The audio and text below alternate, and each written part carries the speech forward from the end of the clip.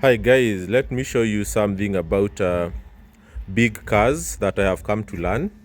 So stay around there because I did a trip from Nairobi all the way to Nyahururu with this car, a Mazda CX-5, and I'm going to give you some few highlights that are very, very important for anyone looking forward to upgrading, from a small car, let's say like this one, and you cross to this other side. So let me open the door and then I'll give you a story that is so important for you to know.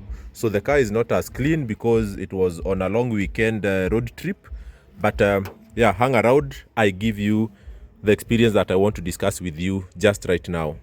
This vehicle is known to be lazy. CX-5 2000cc petrol.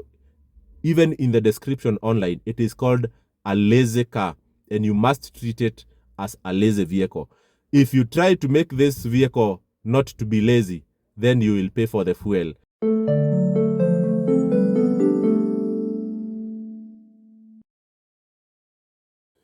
So guys, this is what I wanted to show you. First of all, I wanted to tell you that during the weekend, I traveled all the way from Nairobi to Nyahururu and back. So I started my trip tracking at Juja. So Juja is around where you have Jomo Kenyatta University. So I traveled all the way to Westlands. I took the Nairobi Nakuru Highway. I went to Gilgil, Olkarau, and then Nyahururu. I spent there 2 nights. During that time, I did not use my vehicle, so it was like close to packed. And then during my return, I returned from Nyahururu. I used the, Nyahururu Nyeri Highway. I went to Nyeri, Karatina, Sagana, and back. Through that whole circle, because it's like I went from where I started and went a whole circle, I traveled a distance of around 490 kilometers, and I am here with my car, Mazda CX-5, 2000cc, petrol, two-wheel. So what I want us to do here is to do a few analyses and demystify some of the myths or misunderstandings that people have about big cars. Because every time people see other people with big cars, they always say that, if you can afford to fuel that car, then you are a rich person. But in today's video, I want us to really delve into, a few mathematics, and then we demystify, this false narrative that owning big cars is expensive. Because I've actually come to learn that a big car can actually be cheaper to operate than a small car, especially if you operate on long distances. So let us start from the beginning. I have told you that I did around 490 kilometers, and my dashboard here is reading that I averaged around 14.5 kilometers with 1 liter. So that whole round trip from Nairobi using Gilgil to Nyahururu and back to Nairobi using Nyeri. So if I take here 490 kilometers, I want to see how much money I spent, for a whole round trip, Nairobi to Nyahururu and back. So 490 divided by 14.5, I'm finding that I used around 34 kilometers. No, 34 liters. Yeah. So I used around 34 liters. So if I multiply, I don't know what the price of fuel right now. It's around, is it 180? Maybe you guys can correct me. But if you correct me, you can take your calculator and tell me where I went wrong. So it is showing me that from Nairobi to Nyahururu and back, I spent fuel worth around 6,000 shillings. Okay, so this 6,000 is the same amount of fuel. If I remember well, with my Nissan March, I used to spend between 5,500 to 6,000 from Nairobi to Nyahururu and back. So, and I'm wondering, why do people say that bigger cars are expensive, by the way? Is it just a false narrative? Or it is me who is doing this mathematics wrong? If you're out there and maybe you drive a 2000cc car and above, tell me how you try to balance your math and if what I am doing here is correct. And I came to learn that let's say if you are using CX-5 diesel, I'm told that on long distance it can average 18 kilometers with 1 liter. And if that is the case, let's assume that I had a diesel 2200 cc, and you do for 90 kilometers with your Mazda CX-5 diesel averaging 18 kilometers with a liter. So that means you will use around 27 liters times 180, meaning that from Nairobi to Nyahururu and back with a CX-5 diesel, you can use 5,000 shillings, which is very, very cheap compared to what we actually achieve with these small cars, the 1,000cc cars. And oh, to you, if you have like a 1,000cc car and you have people that you are carrying, it will actually cost you more in fuel than what we are talking here of a Mazda CX-5. So that is the first thing. The second thing, so we have seen that fuel for a big car, let's say at least for this one, it is at the same level with a small car, so far as we discuss. The other thing that we are talking about here is about speed. I came to realize from the few weeks I have been having this car that people with big cars actually don't speed. You know, what they do is that they maintain a constant speed. They don't necessarily move at a very high speed, because from here to you know, when I was using the Nyeri to Nyahururu, Nyahururu to Nyeri highway, that road does not have traffic. So I was able to maintain a constant speed of, let's say, 100 kilometers per hour throughout, unless where there is traffic or some people crossing, or where there is a bump. So whether I'm going uphill or downhill or flat ground, I was able to maintain a constant speed of between 80 to 100.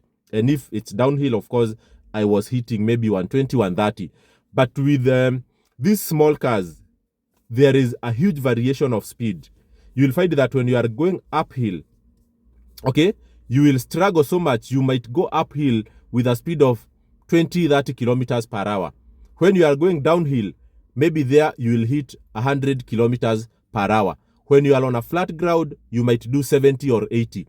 So you'll find that at the end of the whole trip, your average speed, you know, it is very low, but the average speed of a big car will add up to be very high.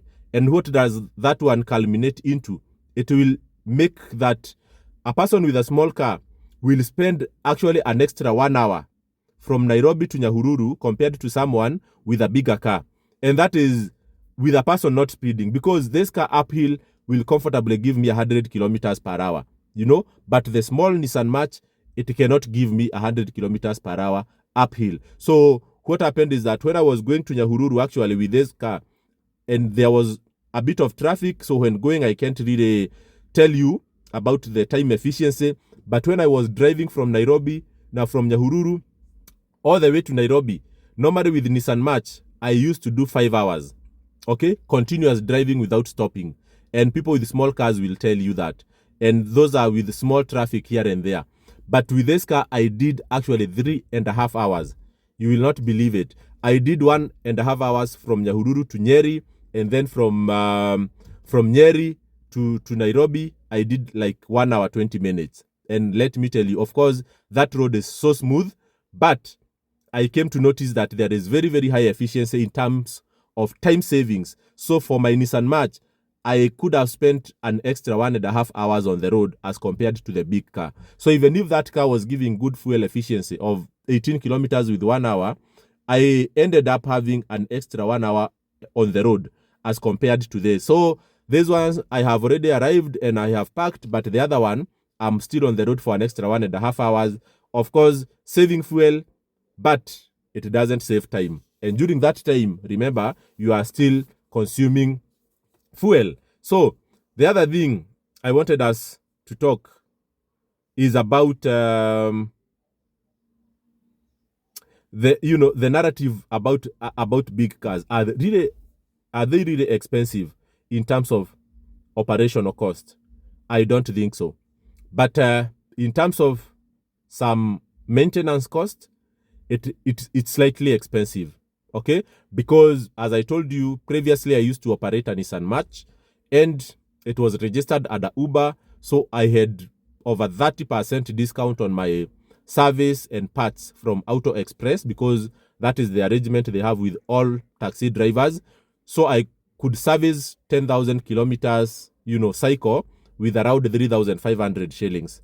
But now with a Mazda CX-5, I think it will cost me around 15,000 or 16,000, 15 to 20,000 to service it for 10,000 kilometers. So that is a significant, shift in terms of cost of servicing, but in terms of operational cost, and that is fuel and efficiency in terms of time, I would still go for a bigger car. So I will invite someone here with a Mazda CX-5 diesel one day so that we can learn more about their fuel efficiency. But this car is very, very sensitive to fuel, to driving behavior. Okay? CX-5 Petrol is very, very sensitive to your driving behavior. I have done several trips with this car, and the results I achieve are very different. You will not believe. There is a day I did travel from Nairobi to Nyeri. I averaged 8 kilometers with 1 liter. There is another day I drove from the same place, Nairobi to Nyeri. I averaged 16 kilometers with 1 liter. The other day, I've just told you, I drove from Nairobi to Nyahururu. I averaged 14 kilometers with 1 liter. In all those scenarios, I remember very well how I was driving. And in a way, I can relate to why I achieved the fuel efficiency that I achieved. I remember exactly how I drove, how I behaved in terms of, trying to overtake, especially when you do this Nairobi-Nakuru highway. Every time, you have to press your accelerator hard so that you overlap and return to your lane very quickly before, the overcoming vehicle catches up with you. But let's say if you set your driving behavior correctly, this vehicle is known to be lazy. CX-5 2000cc petrol, even in the description online, it is called a lazy car, and you must treat it as a lazy vehicle. If you try to make this vehicle not to be lazy, then you will pay for the fuel. So for the diesel version, it is described otherwise. I am yet to properly drive a diesel car, so I know a friend of mine who has a diesel CX-5, and I'm looking forward to touching it and feel how it responds, to uphill and overtaking and those kind of stuff. But this one, if you try hard stuff on this car, you will pay very, very heavily in terms of vehicle in fuel consumption. But again, I know even in terms of durability, this vehicle is not to be treated with a lot of harshness. You really need to be very, very slow with this car. Actually, I was told that I should try to maintain a speed of 80 to 100, okay? And revs below 2, because this is what this car is made for. If you try, revs that are higher than that over a long time, of course, you'll be reducing the durability of your car. But for diesel, maybe the story is different. So I'll be inviting some experts here with Mazda vehicles, especially CX-5, so that we can educate one another. This vehicle is becoming a uniform on Kenyan roads, and I think more people will be buying CX-5s and, related models like CX-3 and Atenzas and Axela, which share a lot of, practicability. So we need really to educate one another about how we can make these vehicles more durable and we enjoy the ownership. So I will be inviting more people who have these kind of vehicles, and also invite CX-5 experts. So I will be interviewing them. I know some of you who own these vehicles. I know some of the experts within the Kenyan landscape who are very, very well known for their expertise. So I will be bringing them here to talk about these vehicles and how best they can serve the owners, to be satisfied over the time they will be owning these cars. So guys, let me know what you think, and share your thoughts in the comment section.